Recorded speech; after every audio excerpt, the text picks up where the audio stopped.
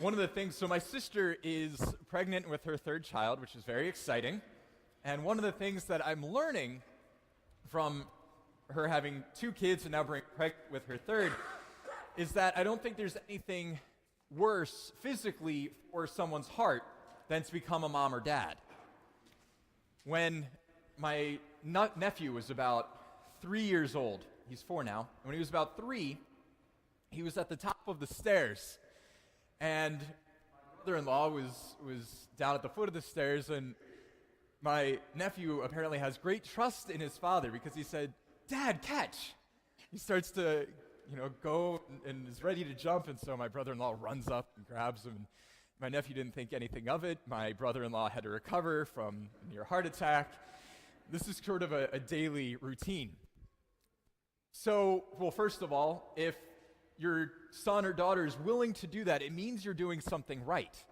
They trust you. They trust that you're there for them, that you're going to take care of them, that you're a loving mother or father. So it's a good thing if your heart is in danger by being a mom or dad. Today we celebrate the great feast of divine mercy, the second Sunday of Easter, where we meditate on God's mercy for us. And why? Why do we do that? In today's gospel, we see that it's because of divine mercy that doubting Thomas did not become despairing Thomas.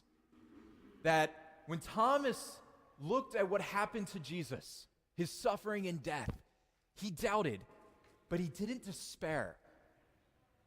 Judas despaired. And because of that despair, he ended his life.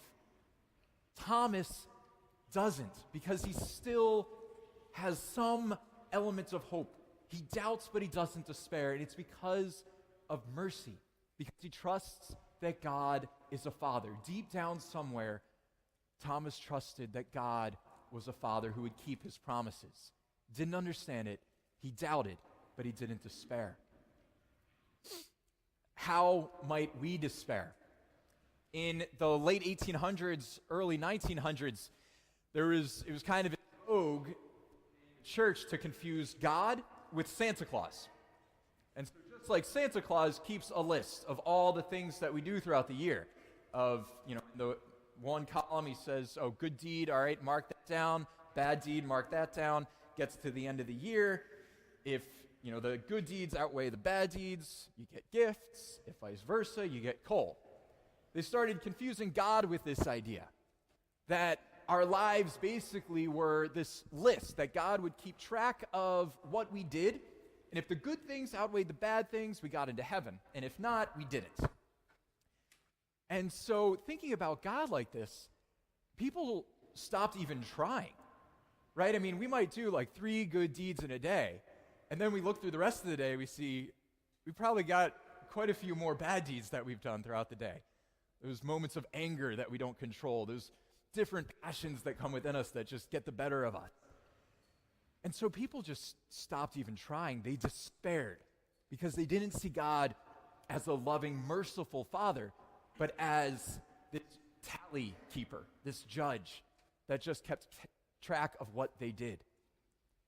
Now, for us, the temptation to despair might come in a different form. Not because we think God is like Santa Claus, but because we think God is absent and care. The temptation for us, living in a world where, unfortunately, absent fathers are the norm, that we think God is an absent father, that God just doesn't care. And so it's into this world that we hear this call of divine mercy once again.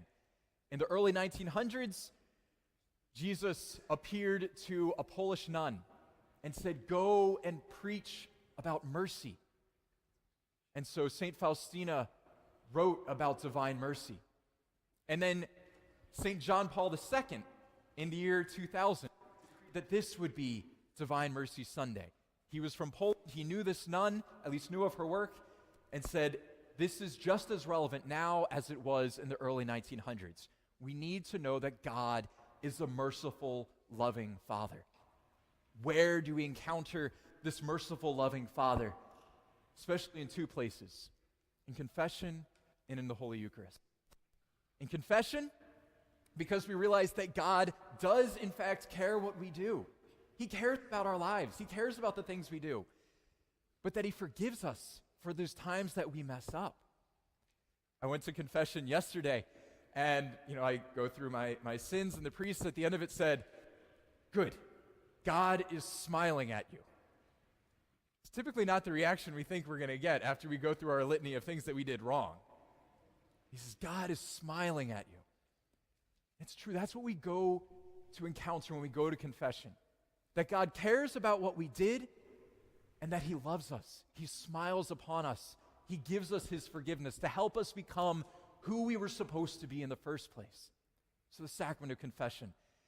Then, of course, the great sacrament of the Eucharist, where we encounter Jesus Christ's body and blood, soul and divinity. In the gospel, Jesus isn't distant from doubting Thomas. He says, "Put your hands in my side, touch my wounds." Very intimate encounter with God, intimate encounter with Jesus, touching his body and blood. It's the same encounter we have at Mass.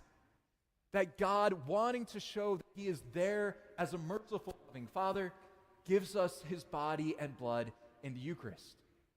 So that we too can be like little children who are willing to place all our trust in our loving Father, because we know he will always be there for us. That he's not an absent, missing Father, but a loving, caring Father who will be at the bottom of the steps if we decide to jump into our loving Father's hand.